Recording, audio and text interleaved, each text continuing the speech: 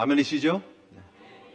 주님께 우리의 삶을 드리겠습니다에 우리가 아멘 했습니다. 정말 그게 우리의 마음이죠. 본심이죠. 그렇게 되었으면 좋겠는데 삶의 현장을 우리가 우리 스스로 들여다보아도 참 부끄러운 때가 굉장히 많다라는 거죠. 지난 시간 우리가 제자의 길, 용서에 대해서 우리가 함께 생각해 봤지만 여전히 우리로서는 감당하기 어려운 큰 숙제다라는 사실 우리가 인정하지 않을 수 없습니다. 그러나 하나님 안에서, 하나님 주신 능력 안에서, 하나님 주신 믿음 안에서 그래도 한 걸음 한 걸음 옮겨가게 하시는 하나님 역사 바라보며 전진하는 줄 믿습니다. 그 말씀을 받았던 제자들, 예수님께서 이렇게 말씀하셨잖아요. 만일 하루에 7번이라도 내게 죄를 짓고 7번 내게 돌아와 내가 회개합니다 하면 어떻게 하라고요?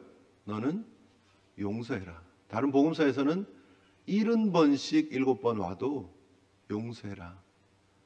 굉장히 어려운 내용이죠. 오늘 본문은 굉장히 재밌는 표현으로 시작이 되어집니다. 사실 17장 1절을 여러분 다시 가서서 보시면 예수님께서 누구를 향해서 이 말씀을 주셨습니까? 제자들에게 주신 말씀입니다.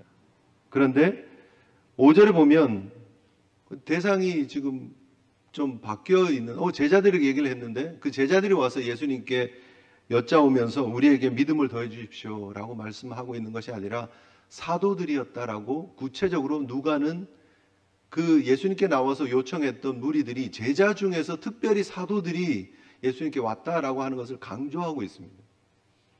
잘 생각해 볼 필요가 있죠. 예수님 측근에는 굉장히 많은 사람들이 있었습니다.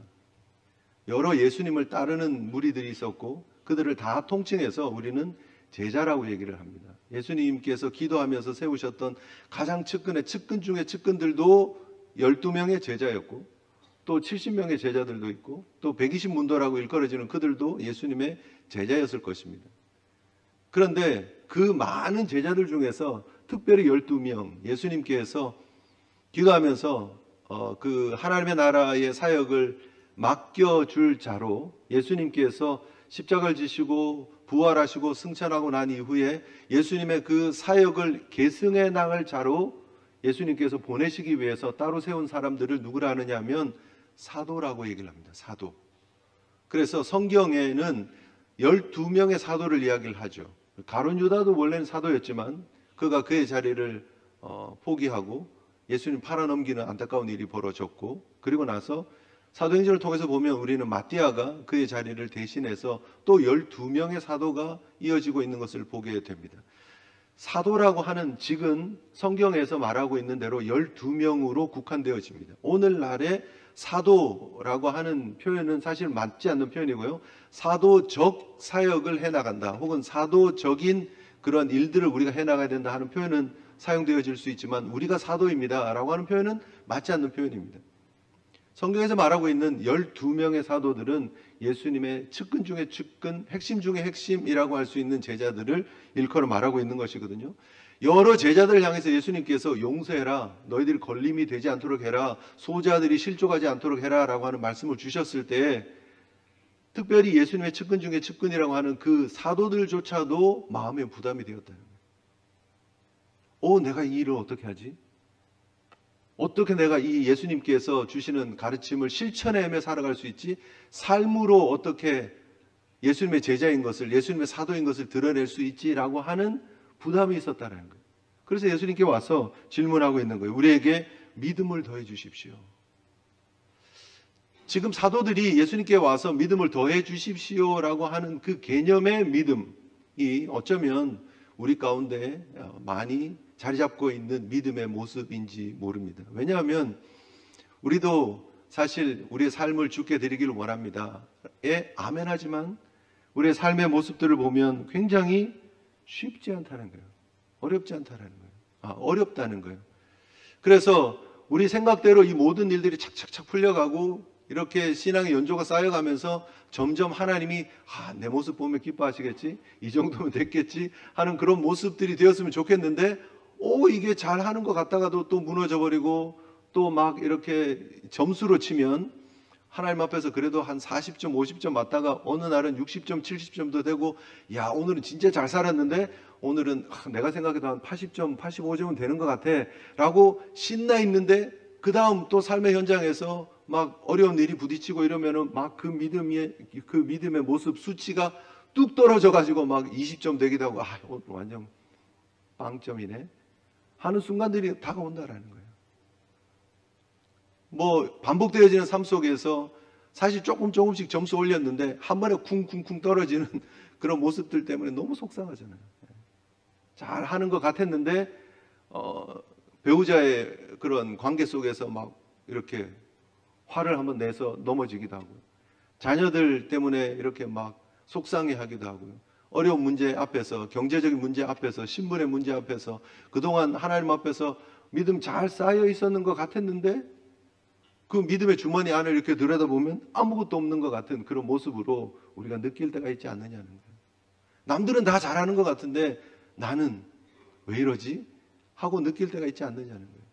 새롭게 하소서 뭐 간증들이 이렇게 들어보면 막 유명한 사람들의 이야기들이 막 나옵니다. 큰 일들을 행한 사람들의 이야기들이 나옵니다. 높은 자리에 있는 사람들이 막 예수님 믿는 삶으로 살아가는 그런 모습들의 이야기들이 나옵니다. 목사님들, 선교사님들이 하나님 나라를 위해서 헌신하고 결단하고 내려놓고 포기하고 낮아지고 이 이야기들이 막 나옵니다. 그런데 내 모습을 보면 나는 별다르지 않는데, 나는 그냥 매일매일 그냥 직장 생활하고, 나는 매일매일 그냥 내 삶을 위해서 열심히 비즈니스 운영하고, 나는 열심히 그냥 학교 생활하고, 나는 그냥 다람쥐 쳇바퀴 돌듯이 돌고 뭐 특별하게 내가 믿음이 있다라고 드러낼 만한 게 없는데 라고 생각될 때 있지 않으십니까? 저도 지난달에 그 션 집사님, 진우션의 션 집사님을 가까이서 이렇게 만나고 함께 이렇게 시간을 좀 보내고 또 눈앞에서 이렇게 간증을 듣는 시간이 있었죠. 여러분 잘 아시는 것처럼. 근데 굉장히 간증을 이렇게 들으면 들을수록 굉장히 그 앞에서 위축되는 저의 모습이 느껴지기도 했어요, 사실. 네. 여러분, 그분이 몇 명의 아이들을 후원하는 줄 아십니까? 이렇게 매달 이렇게 후원하는 거 있잖아요. 컴패션 통해 가지고 후원하는. 뭐 이렇게 기사를 한번 찾아보면 숫자가 계속 바뀌어요. 뭐 600명이었다, 900명이었다, 뭐 그런데 제가 하여튼 찾은 숫자 중에서 제일 큰 숫자는 1,004명. 1,004명을 매달 1,004명의 아이를 후원을 해요. 자기가 낳은 아이 4명을 포함해서 1,000명을 품고 후원을 하는 거예요. 그 한 달에 30불만 해서 1,000명이면 얼마냐는 거예요. 그죠? 근데 그걸 매달 해나가고 있다는 거예요. 기 좀 죽으십니까? 네. 그걸로 끝나는 게 아니에요. 노숙자 사역한다고, 또 입양 가정을 이렇게 품고 또 함께 사역하고, 루게릭 환우들을 위해서 요양병원을 짓겠습니다 했는데 그 완공되었다고 뉴스 나온 거 여러분 혹시 보셨습니까? 239억, 물론 본인이 다 낸 건 아니에요. 근데 그거를 펀드레이징을 해가지고 239억짜리 건물을 짓고 그렇게 승일 희망 요양병원이라고 이렇게 세우셨더라고요. 세웠더라고요. 제가 세우셨더라고요. 막 이러잖아요. 그죠? 독립유공자 후손들 위해서 막 집 100채 짓겠다고 해가지고 지금 막 10몇 채 지었다고 그때 제가 간증할 때 들었는데, 그렇게 막 얼마나 다양한 다방면에서 노력하고 애쓰는지 모릅니다. 지난 3월 달에 그렇게 왔다 갔거든요. 제가 알기는. 근데 제가 같이 봤으니까 제가 눈앞에서. 근데 어젠가요? 또 뭐 지금 뉴저지에 그 자선 그 달리기 하는 거기에 또 왔어요. 지금 한국에 있다가 미국에 있다가 뭐 한국 갔다가 또 왔다가 여러 다양한 일들을 하면서 예수 믿는 사람임을 당당하게 드러내고 그 일들을 하고 있어요. 본인이 순수 기부한 것만 60억이 넘는다 얘기를 하잖아요. 그런 일들을 해 나가는 모습 보면 야, 목사 10명보다 낫다 뭐 이런 생각도 사실은 속으로 하기도 해요. 그 앞에 서보면 그런 사람들의 간증들 얘기를 들어보면 우리는 위축되고 나는 이게 뭐지? 라고 하는 생각이 들 수 있습니다. 그런데 그러지 마시라는 거예요. 지금 오늘 제자들이 예수님께 와서 예수님 우리에게 믿음을 더해 주십시오라고 접근하는 그 믿음의 모습에는 아까 제가 잠깐 설명드렸던 것처럼 우리가 믿음의 보따리가 있고 거기에다 우리가 믿음의 그런 내용들을 차곡차곡 쌓아서 담아서 이거를 보따리 크기를 늘려가는 것이 믿음이라고 생각을 하는 모습들이 있다라는 거예요. 그러나 그렇지 않습니다. 오늘 성경은 이렇게 얘기를 합니다. 예수님께서 대답하십니다. 너희에게 겨자씨 하나일 만한 믿음이 있었더라면 이 끝이에요. 그거면 돼 라고 얘기를 하는 거예요. 그러면 이 뽕나무더러 뿌리가 뽑혀서 바다에 심기라 했으면 심겨질 것이다 라고 말하는 거예요. 말도 안 되는 일이 벌어질 수 있다는 거예요. 상상할 수 없는 일이 일어날 수 있다는 거예요. 어떻게 하면요, 우리의 믿음의 보따리에다 우리가 계속 믿음의 건더기들을 집어넣고 우리의 믿음의 점수가 막 올라가서 80점 되고 90점 되고 100점 되면 우리가 그 일을 할 수 있다가 아니라는 거예요. 우리에게 겨자씨 하나의 믿음이 있으면 결국 믿음의 본질을 이야기를 하는 거예요. 이 믿음은 우리가 포인트를 쌓아가는 것이 아니에요. 이 믿음은 우리의 의지로, 우리의 행위로 우리의 삶을 바꿔가고 변화시켜 나가는 그런 모습들을 이야기를 하는 것이 아닙니다. 어느 날 나도 이렇게 살다 보면 나도 100점 인생이 될 수 있겠지, 나도 슈퍼 크리스찬이 될 수 있겠지, 슈퍼맨처럼 원더우먼처럼 살아갈 수 있겠지를 말하고 있는 게 아니라는 거예요. 예수님께서 말씀하고 계시는 것은 믿음이라고 하는 것은 본질의 싸움이다라는 거예요. 믿음은 내가 아니라 내가 어떻게 할 수 있을까요를 말하는 게 아니라 그 믿음은 생명의 이야기라는 거예요. 그 안에 하나님의 생명이 들어있으면, 그 안에 하나님의 능력이 있으면 이 겨자씨 같이 작은, 볼펜으로 이렇게 콕 찍은 것 같이 작은 겨자씨지만 그 안에 생명이 있으면 자란다는 거예요. 성장한다는 거예요. 그리고 새가 깃들 정도로 자라서 하나님의 은혜를 드러낼 수 있는 모습이 될 수 있다는 거. 결국은 뭐냐?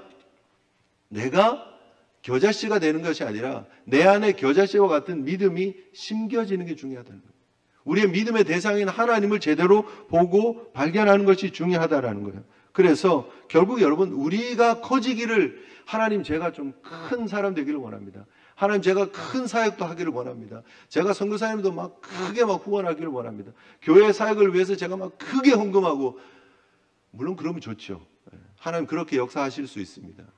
그런데 내가 커지는 걸 하나님 원하는 것이 아니라 나를 통해서 크신 하나님이 드러나는 것을 하나님은 원하신다라는 사실을 기억하시는 저와 여러분들 되시기를 주님 이름으로 축복합니다. 우리는 똑같아요. 우리는 여전히 연약해요. 우리는 여전히 부족해요. 그런데 하나님이 우리 가운데 대입이 되면 우리가 큰 일을 할 수 있다는 거예요. 결국 여러분, 믿음이라는 게 뭐냐 하면 그런 거예요. 우리가 자꾸 여기 사도들이 얘기한 것처럼 우리에게 믿음을 더해 주십시오. 우리가 신앙생활 하면서 우리가 그런 욕심이 없을 수는 없어요. 그런데 잘 정리는 할 필요가 있다는 거예요. 더 하나님이 나를 통해서 큰 역사를 나타내 주십시오라고 기도하면 맞는데, 하나님 내가 더 큰 일 하기를 원합니다, 이건 틀린 거라는 거예요. 이해되세요? 시선이 나에게 고정되면 잘못된 거예요. 내가 용서하게 해주세요, 안 돼요. 하나님 안에 들어가면 하나님이 나로 하여금 용서하는 사람으로 만들어 가신다는 거예요. 믿음이라는 게 그거예요. 결국 어디를 보느냐는 거예요. 우리의 시선, 우리의 영적 시각의 이 차원이 바뀌어지는 거예요. 어떻게 설명하면 좋을까 굉장히 고민 많이 했습니다. 본문은 주어져 있고 제가 일주일 내내 이걸 어떻게 설명해야 되지 하고 고민하다가 굉장히 유치원 수준의 그런 설명을 하기로 결심을 했습니다. 그냥 혹시 여러분 매직 아이라는 그런 그 그림책 같은 거 보신 적 있으십니까? 매직 아이. 굉장히 뭐 점 같은 게 이렇게 축축축축 찍혀 있고 패턴들이 이렇게 막 있고 그냥 한 면에 그냥 이상한 문양만 계속 반복적으로 탁 찍혀 있는 거예요. 하얀 거, 빨간 거, 노란 거 막 이런 거 막 섞이기도 하고, 어떤 거는 막 그냥 검은색, 회색만 막 섞이기도 하고, 그런 거 막 이렇게 있는 책이에요. 인터넷 가셔가지고 매직 아이 이렇게 치면 그런 그림들이 이렇게 뜹니다. 근데 보면 이게 뭐야? 라고 생각이 됩니다. 그냥 2차원적인 그런 평면에 점들과 패턴들이 찍혀 있는 거예요. 아무것도 아니에요. 그런데 그거를 이렇게 눈에다 이렇게 가까이 대고, 좀 가까이 가야 됩니다. 좀 가까이 대고, 그리고 이렇게 살짝 뒤로 가면서 눈 초점을 그 안에다 이렇게 두고 뭔가 이렇게 보려고 노력을 좀 해보다 보면 갑자기 이게 2D 평면이었던 게 3D로 이렇게 확 바뀌어져요. 그러면서 이 종이들이 막 이렇게 레이어가 이렇게 1차원, 2차원, 3차원, 4차원이 막 만들어지는 것처럼 비춰요. 물론 이렇게 3D 그림 같이 이렇게 막 보입니다. 그래서 앞에 있던 배경이 뒤로 이렇게 쭉 밀려가고요. 그 앞에 막 하트가 막 보이고요. 하나, 하트가 2개, 하트가 3개, 그리고 그 앞에 글씨가 막 나타나요. 러브 이렇게 막 이렇게 쫙. 여러분 모르시겠죠? 이해가 안 되죠? 경험을 안 해보셔서 그래요. 그 차원을 경험해보지 못하셔서 그래요. 근데 저는 알잖아요. 상상만 해도 막 굉장히 신기해요. 어떻게 그렇게 또 그냥 평면이에요. 2D인데 이게 3D로 이렇게 확 바뀐다니까요. 이렇게. 눈앞에서 이렇게 막, 네, 저만 흥분하죠. 네. 경험하지 못하면 그렇다니까요. 그게 믿음이라는 거예요. 내가 경험하지 못하면 무슨 말 하는지 잘 몰라요. 네. 한번 경험하죠. 그럼 그 다음 페이지 넘겨서 딱 봐요. 그럼 넘기고 몇 초 안 있어서 그냥 확확 보여요. 이게 쫙 보여요. 쫙쫙쫙 보인다니까요. 넘기면 또 보이고, 넘기면 또 보이고. 그리고 신나고 재밌어요.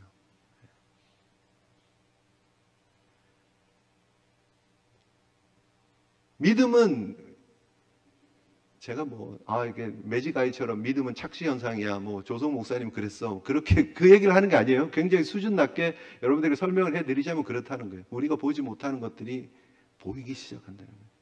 세상의 눈으로 보면 보이지 않았던 것들이 영적인 눈으로 보면 새로운 디멘션이 확 열린다는 거예요. 그리고 하나님이 우리에게 주시는 세상들이 보이기 시작하는 거예요. 영적인 세계가 확 열리기 시작하는 거예요. 그래서 여전히 부족하지만 나는 똑같아요. 나는 상수예요. 변하지 않아요. 그런데 하나님이 너무 큰 변수로 들어오시는 거예요. 큰 능력의 하나님이 우리 가운데 들어오시는 거예요. 그리고 우리가 그전에는 이거 못해. 이건 안 돼. 이건 불가능해. 했던 것들이 막 되는 그림들이 그려지는 거예요. 왜요? 성령님께서 우리에게 새로운 차원들을 보여주시기 때문에. 아멘이십니까? 아직 아멘이 아니죠. 안 보이니까. 믿음이 그렇다는 거예요. 믿음. 하나님께서 우리에게 어떤 믿음을 주셔야 되는가? 하나님의 세계를 볼 수 있는 믿음을 주시는 거예요. 그 믿음의 대상이 누구인지를 분명하게 해주시는 믿음이 우리 가운데 들어와야 되는 거예요. 믿음의 본질은요, 하나님을 보는 거예요. 우리 예수님 앞에 나왔던 많은 사람들, 기적을 맛보았던 많은 사람들, 그들이 예수님께 무슨 얘기를 듣습니까? 내 믿음이 크다. 너의 믿음이 너를 구원했다. 우리가 주중에도 이미 말씀을 통해서, 매일 성경을 통해서 이미 살폈던 말씀 아닙니까? 나병이 막 걸렸던 사람이 예수님이 가서 제사장에 보이라 그러니까 갔어요. 가다가 깨끗함을 얻었어요. 그리고 예수님께 돌아왔어요. 그런데 그를 향해서 너의 믿음이 너를 구원했다라고 얘기를 하는 거예요. 왜요? 그가 그의 온통 시선에 이제 예수님이 보이는 거예요. 그래서 이제는 내가 예수님 따르겠습니다 하고 그의 삶을 돌이켜서 예수님께로 오는 거예요. 그가 나병 환자가 되면서 사회로부터 격리되면서 하지 못했던 게 얼마나 많았겠어요. 속상한 일이 얼마나 많았겠어요. 이제 내가 제사장한테 가서 깨끗해졌어. 내가 확진만 받으면, 이제 그 선포만 받으면 내가 그동안 못했던 거 할 수 있어 하고 세상으로 시선을 바라보지 않고, 가족에게 시선을 바라보지 않고, 자기 욕심대로 시선을 바라보지 않고 나를 고쳐주신 예수님이 확 보이기 시작하는 거예요. 결국 믿음은 뭐냐? 내가 예수님을 바라보는 거예요. 내 시선이 예수님께 고정되는 거예요. 내 시선이 하나님께 고정되는 거예요. 그게 믿음인 줄 믿으시기를 바랍니다.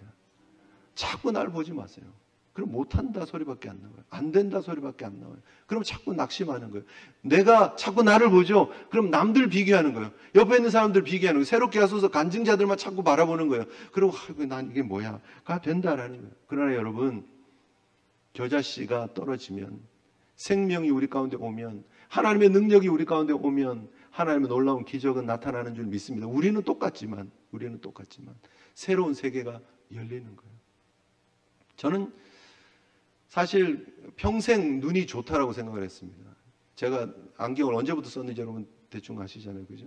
네. 그 전까지 제가 눈이 굉장히 좋다고 생각했습니다. 심지어 여러분, 제가 책 보는데 너무 힘들고 어려워가지고 그냥 안경이 좀 필요한 것 같다고 검안을 하러 가는 그날 아침까지 아, 나는 조금 노안이 와서 책만 잘 안 보일 뿐이지 딴 건 다 잘 봐라고 생각을 했어요. 진짜 그랬어요. 예. 그런데 가서 검사를 했더니 세상에, 예, 제가 상을 제대로 볼 수 있는 눈이 아닌 거예요. 전 난시예요, 난시. 그래서 상이 이렇게 다 흐트러져 있는. 근데 저는 제대로 보고 있다고 생각했다니까요. 난 아무 문제 없다라고 생각했다니까요. 그런데 검안을 하는 그분이 이제 눈에 맞는 안경을 맞추기 위해서 이렇게 렌즈들이 이렇게 막 이렇게 여러 개 있는 거 이렇게 막 렌즈를 바꿔주잖아요. 척척척 바꾸는데 세상이 밝아지고 깨끗해지는 거예요. 깨끗해지는 거예요. 글을 이제 리딩도 같이 이렇게 해야 되니까 글 읽는 부분을 이렇게 하는데 착착착 바꾸는데 글씨들이 막 살아 움직이는 것처럼 분명하고 또렷하고 튀어나오더라고요. 안경을 안 쓰면 모르죠. 다 잘 본다고 생각하고 있고 문제가 없다라고 생각하고 있고. 세상이 그렇다는 거예요, 여러분. 세상은 다 잘 본다고 생각합니다. 다 큰 소리 칩니다. 왜요? 스스로에 대한 믿음이 있는 사람들. 또 그러지 못하면 어떻습니까? 스스로에 대한 믿음이 없는 사람들은 자포자기하고 좌절하고 낙심하고 아무것도 못하겠다 하고 우울해하고 불면하게 밤을 보내고 그렇게 살아가는 거예요. 자기를 바라보고 큰 소리 치는 사람은 교만해지고요. 자기를 바라보고 낙심하는 사람은 우울해지는 거예요. 근데 신앙은 뭐냐? 아, 난 못 보는 사람이야. 그래서 하나님의 안경을 끼는 거예요. 그래서 세계관이 바뀌는 거예요. 믿음의 안경을 끼면요, 세상이 바뀌는 거예요. 나의 연약함은 하나님 앞에 인정하고 하나님의 강함을 바라보며 하나님의 능력을 바라보며 하나님이 나의 아버지 되심을 바라보며 예수 그리스도께서 나의 구세주 되심을 바라보며 그분의 안경을 딱 끼고 세상을 보면 세상이 다르다니까요. 그래서 은혜 받고 나면 여러분 세상이 그렇게 이뻐 보이고 그래서 세상 보고 괜히 웃고 괜히 막 새를 보고 웃고 나무를 바라보고 웃고 태양을 바라보고 웃고 별을 바라보고 웃고. 왜 그래요? 세상이 다르게 보이니까, 환하니까, 분명하니까, 하나님이 일하시는 게 보이니까, 하나님이 나의 주인 되심이 너무 분명하니까, 하나님이 이 세상을 지었다라는 게 너무 분명하니까 행복한 거예요. 사랑하는 성도 여러분, 우리의 목표는요, 우리가 뛰어난 크리스찬이 되는 게 아니에요. 우리를 통해서 뛰어난 하나님이 드러나는 것인 줄 믿으시기를 바랍니다. 겨자씨와 같은 믿음이 들어가기만 하면 됩니다. 그 우리의 시선이 예수 그리스도에게 딱 맞춰지기만 하면 되는 거예요. 우리의 시선이 하나님께 딱 맞춰지기만 하면 되는 거예요. 그러면 더 이상 우리를 바라보고 우쭐거릴 필요가 없다. 결국 존 파이퍼 목사님이 이렇게 얘기를 했는데요. 믿음은 하나님을 보배로 여기는 마음입니다. 내가 보배 되려고 하면 안 되죠. 하나님이 보배로 보이시는 거예요. 예수님이 보배로 보이시는 거예요. 우리는 질그릇인데 질그릇 속에 보화가 담겨지는 거예요. 그래서 우리 안에 담겨진 보배 대신 예수 그리스도를 보는 것, 그게 믿음이지. 안에 하나님 제 질그릇 이거 너무 꼴보기 싫은데 이 질그릇을 좀 더 좋은 그릇으로 바꿔주세요. 빛나는 그릇으로 바꿔주세요. 금그릇으로 은그릇으로 좀 바꿔주세요가 믿음이 아니라는 거예요. 아시겠죠? 하나님이 우리의 보배 되셔야 된다. 예수님이 우리의 보배가 되셔야 된다. 그 주님 앞에 믿음의 온전한 길을 잘 걸어갈 수 있는 저와 여러분들 되시기를 주님 이름으로 축복합니다. 그 믿음이 있으면 어떻게 하느냐? 순종의 역사가 나타나는 거예요. 믿음의 역사가 나타나는 거예요. 결과가 나타나기 시작하는 거예요. 믿음이 있으면요, 할 수 없었던 일들이 행해지게 되는 거예요. 믿음이 없으면 자기 부인이 나타나요. 믿음이 있으면 자기를 포기하게 돼요. 희생하게 돼요. 믿음이 있으면 불가능했던 용서의 길로 한 걸음 한 걸음 더 걸어가게 돼요. 믿음이 있으면 하나님 말씀대로 살아가게 돼요. 왜요? 믿음은 바라는 것들의 실상이요, 보지 못하는 것들의 증거이기 때문에. 히브리서 11장을 우리는 믿음장이라고 얘기를 합니다. 거기에 많은 믿음의 선진들의 이야기가 있습니다. 구름같이 허다한 증인들의 이야기가 있습니다. 그런데 결국 핵심은 뭐예요? 믿음은 하나님께 나아가는 그 사람이 반드시 하나님이 계신 것 믿는 게 믿음이라는 거예요. 그리고 하나님께 나아가면 하나님이 그 하나님께 나아가는 그 사람에게 상 주시는 이심을 믿는 거예요. 하나님 계신 것, 그리고 하나님 상 주신다. 선하게 결과로 맺게 하시고 열매 맺게 하신다는 것, 그거 딱 믿고 가는 거예요. 나를 믿는 게 아니고요, 하나님을 믿는 게 믿음이라는 거예요. 그래서 아브라함의 예를 들면 뭐예요? 아브라함이 하나님의 부르심을 받습니다. 그런데 그가 순종해서 장래의 유업으로 받을 땅에 나아갑니다. 갈 바를 알지 못하고 나아갑니다. 왜 나가요? 하나님이 계신 걸 믿기 때문에. 그리고 하나님이 선하게 인도하실 것을 믿었기 때문에 아브라함은 가는 거예요. 그게 믿음이에요. 하나님을 보는 것. 사라가 임신할 수 없는 몸이었는데 임신하게 됩니다. 성경은 이렇게 얘기를 합니다. 히브리서 11장 11절에 믿음으로 사라 자신도 나이가 많아 단산하였으나 이제 아이를 가질 수 없는 몸이 되었어요. 그런데 잉태할 수 있는 힘을 얻었어요. 왜요? 이는 설명이 나옵니다. 약속하신 이를 미쁘신 줄 알았음이라. 내년에 네가 아이를 안고 있을 거야. 누가 약속했습니까? 하나님이 약속했다는 거예요. 너의 후손이 하늘의 별처럼 바닷가의 모래알처럼 많겠다라고 아브라함에게 주신 그 약속을 주신 분이 미쁘신 분이야, 신뢰할 수 있는 분이야 라고 하는 믿음이 있었기 때문에 이삭을 안게 되는 은혜가 주어졌다라는 거예요. 누구를 봤다고요? 자기를 봤다고요? 내 몸이 아니라 내가 이제 더 이상 잉태할 수 없는 그 몸을 보고 자포자기하고 낙심하고 혹은 내가 그래 할 수 있어 뭐 그렇게 자기 그런 암시를 주고 뭐 그런 얘기가 아니라는 거예요. 그 미쁘신 하나님을 봤더니 믿음의 순종이 있고 믿음의 열매가 나타나더라 하는 거예요. 아브라함이 이삭을 바쳤습니다. 어떻게 할 수 있습니까? 하나님이 이렇게 독자를 주셨는데 그 독자를 아낌없이 하나님께 바칩니다. 이유는 딱 한 가지예요. 그가 하나님이 능히 이삭을 죽은 자 가운데서 다시 살리실 줄로 생각한지라. 하나님이 누구신지를 바라봤어요. 하나님이 어떤 일을 하실까 생각했어요. 그 믿음이 이삭을 바치게 하는 거예요. 그래서 여호와 이레의 놀라운 간증의 역사가 나타나는 거예요. 모세가 자신의 능력으로 이스라엘 백성들을 출애굽시켰습니까? 그렇지 않았습니다. 40년 왕자의 교육을 받았습니다. 그리고 그가 히브리 민족을 불쌍히 여기는 마음이 있었고 그 민족을 위한다는 마음으로 애를 썼지만 결과는 뭐예요? 사람 죽이는 일이에요. 그리고 도망자가 되는 일이에요. 자기의 힘으로 의지로 노력으로 아무것도 할 수 없었어요. 그런데 하나님 언제 쓰십니까? 그가 미디안 광야에서 40년 동안 목자의 생활하면서 이제 내가 아무것도 할 수 없다라고 생각하는 그때에 하나님 나타나셔서 그를 통해서 하나님의 능력을 나타내신다는 거예요. 저는 못합니다. 저는 무능합니다. 저 입술이 굳은 자입니다. 라고 얘기를 하지만 하나님은 괜찮아. 내가 해. 그 하나님을 보는 게 믿음이라는 거예요. 그래서 모세를 통해서 믿음의 역사들이 나타나는 거예요. 할 수 없었던 모세를 통해서 하나님이 할 수 있음이 드러나더라 하는 거예요. 여리고가 어떻게 무너집니까? 하나님이 무너뜨리는 거예요. 그 하나님 보고 하나님 명령 따라서 걸으라 하니까 하루에 한 바퀴씩 엿새 동안 걷고 7일째는 7바퀴 돌고 결국은 그 믿음의 순종이 누구를 보는 거예요? 여리고 안에서 조롱하는 사람들의 시선들, 그들의 말 신경 쓰지 않고 하나님 딱 보고 도는 거예요. 하나님 보고 도는 거. 그게 믿음이에요. 거기에 역사가 나타난다라는 거예요. 히브리서 11장에는 그래서 그 믿음이 나라를 이기기도 하고 의를 행하기도 하고 약속을 받기도 하고 사자의 입을 틀어막기도 하고 조롱과 채찍, 결박, 옥에 갇히는 시험을 받았지만 넘어지지 않고 돌로 치는 것과 톱으로 켜는 것과 시험과 칼로 죽임을 당하고 양과 염소의 가죽을 입고 유리하고 궁핍하고 환난하고 학대를 받지만 산과 광야와 동굴에 유리했지만 그러나 그들은 세상이 감당 못하는 사람의 삶을 살았다는 거예요. 이게 믿음이에요. 이게 믿음. 내가 아니에요.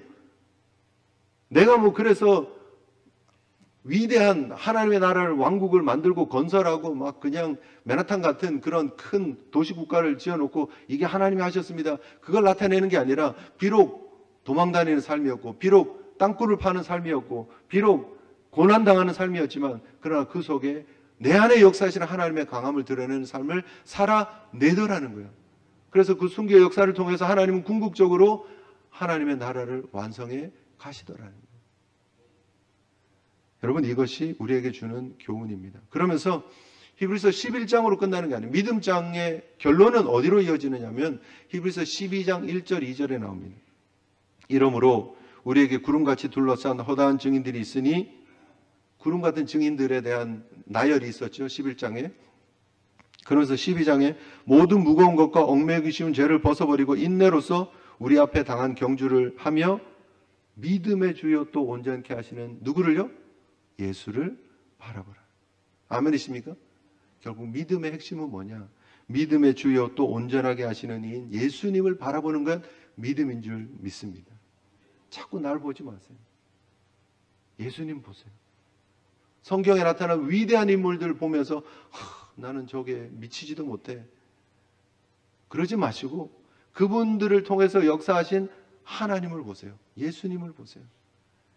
간증을 통해서 나타나는 많은 스토리의 이야기, 결국은 와 저분 대단한 애가 아니라 저분을 통해서 역사하신 하나님이 대단한 애를 드러내라고 간증하고 있는 거예요.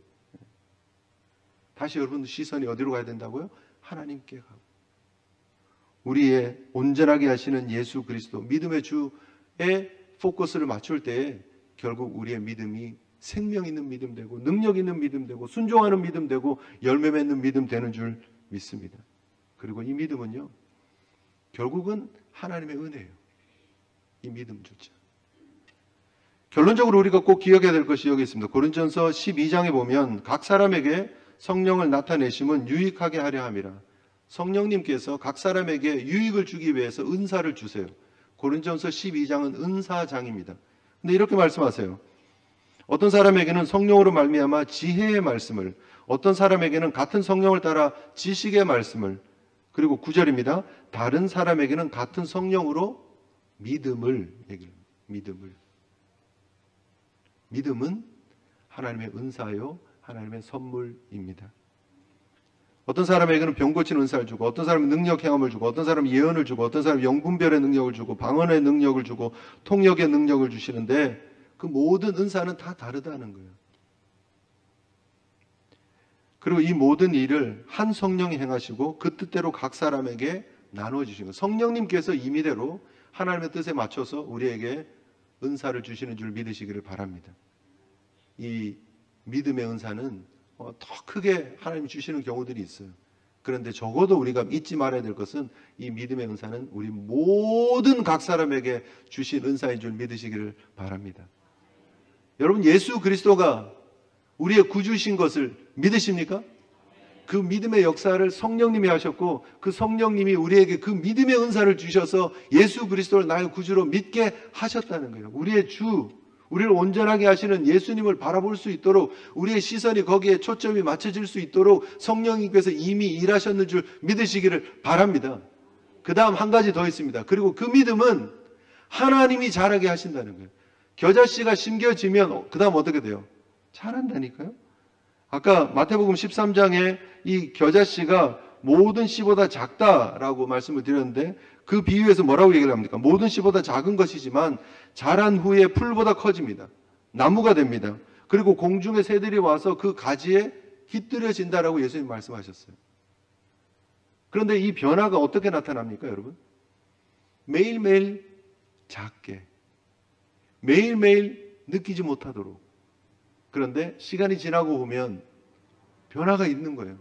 성장이 있는 거예요. 자람이 있는 거예요. 여러분 우리의 믿음을 우리 스스로 보면서 굉장히 나 왜 이러지? 원래도 또 이러네. 막 그런 시간들이 와요. 그런데 여러분 분명한 것은 하나님이 여러분들의 믿음을 굳건하게 하고 자라게 하고 계시는 것을 믿으시기를 바랍니다. 겨자씨가 생명이 있기 때문에 땅에 심겨지면 그대로 있어요? 첫날엔 그대로 있어요. 둘째 날에 그대로 있어요. 셋째 날에 그대로 있어요. 넷째 날에 그대로 있는 것처럼 보이는데 껍질이 퉁퉁 부었어요. 불었어요. 물 때문에, 습기 때문에. 그 다음 날 되면 그 껍질이 살짝 갈라져요. 그 다음 날 되면요. 그게 더 커져요. 그리고 그 안에서 움이 돋아요. 그리고 자라기 시작하는 거예요. 조금. 매일 보면 답답해 죽어요. 여러분 우리가 우리의 믿음을 매일 보면 답답해 죽어요. 하나님 뭔가 역사를 좀 하셔요 라고 막 말하고 싶고 막 기도할 때마다 그러고 싶고 그래요. 그런데 시간이 지나면요 여러분 자라있는 우리의 모습을 본다니까요. 하나님이 역사하고 계시기 때문입니다. 여러분 우리는 늘 비슷한 것 같지만 여러분 우리 아이들이 어때요? 야 얘들 언제 이렇게 컸지? 막 이런 경우 있지 않습니까? 특별히 우리 집 아이 말고 남의 집 아이 보면 몇 년에 한 번씩 이렇게 보잖아요. 얘들이 우리보다 더 커져 있고 그 아이 속에 생명이 있기 때문에 계속 변화가 나타나는 거예요. 역사가 나타나는 거예요. 여러분 그런 경험 해보신 적 없으십니까? 이분이 교회 다닌 지 한 3년 정도 됐어요. 그분이 처음 교회에 와가지고 이게 처음 교회가 뭔지도 잘 모르고 예배 모습도 잘 모르고 교회 용어도 잘 모르고 막 그랬던 분이에요. 근데 한 3년 정도 지났는데 그분이 어떤 일이 있어가지고 위로해 주러 갔는데, 괜찮아요 집사님, 괜찮아요 권사님, 하나님이 알아서 하실 거예요, 막 이런 얘기하면 막 갑자기 막 소스라치고, 이분 뭐지, 막 그런 생각 해보신 적 없으십니까?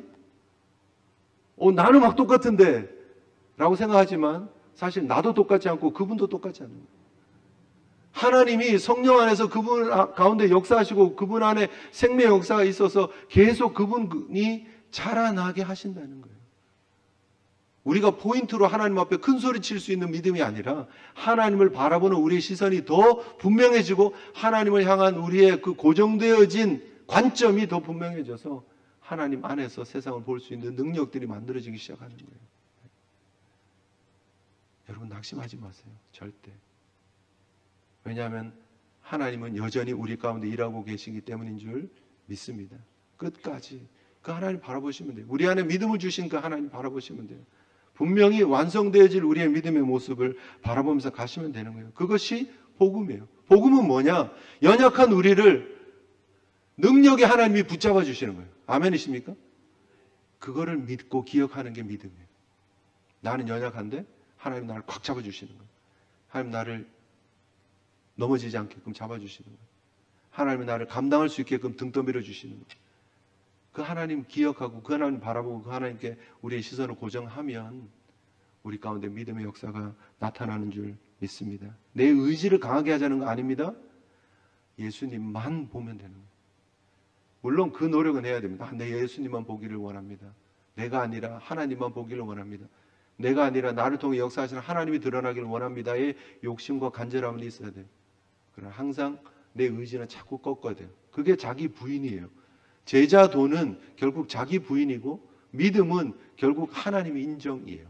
하나님이 인정하는 것. 하나님이 나를 붙잡아 주시는 거 인정하는 것. 결국 나는 안 돼를 인정하는 것. 자기를 부인하고 하나님 인정할 때 우리 가운데 하나님의 역사가 나타나는 줄 믿습니다. 우리 마지막으로 우리 찬송 한 장 부르면서 오늘 받은 말씀 생각하시면서 기도하는 시간 가졌으면 좋겠습니다. 믿음으로 우리에게 주어진 걸음 걷겠습니다. 우리 다짐하면서요. 나는 믿네. 우리 함께 찬양했으면 좋겠습니다.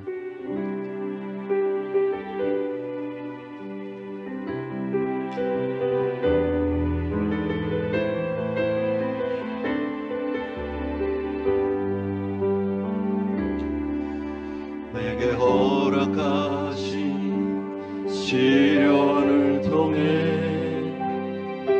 나의 믿음 더욱 강하게 자라나고 험한 산과 골짜기 지나는 동안 주께 더 가까이 나를 이끄시네. 내가 겪는 시험이 어렵고 힘겨워도 내 주님보다 크지 않네.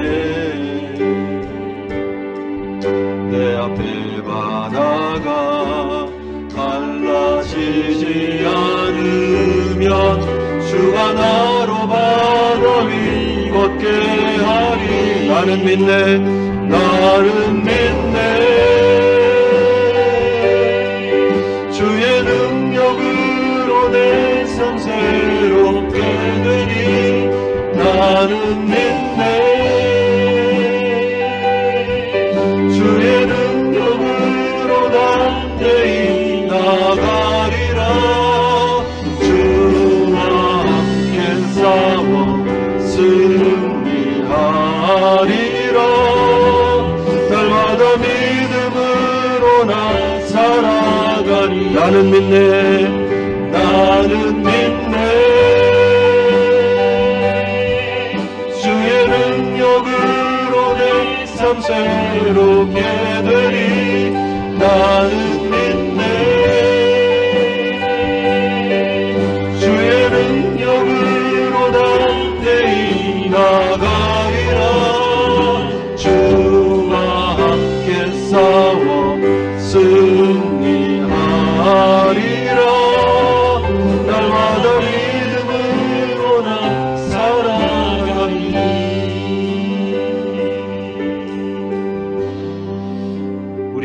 앞에 우리 자신을 바라보며 특별히 우리의 믿음의 대상 되신 우리 하나님 바라보며 예수님 바라보며 믿음으로 서기를 원합니다. 우리의 마음의 소원을 하나님 앞에 아뢰며 기도하는 시간 되었으면 좋겠습니다. 내 의지를 더 강하게 하는 것이 아니라 하나님의 은혜를 더 깊이 의지하는 것이 믿음임을 기억하며 하나님이 인정하시는 진짜 믿음, 살아있는 믿음, 하나님만 바라보는 믿음, 하나님께 붙잡혀 있는 믿음 되게 하여 주시옵소서. 우리 함께 고백하면서 기도하면서 나갔으면 좋겠습니다. 기도하시겠습니다.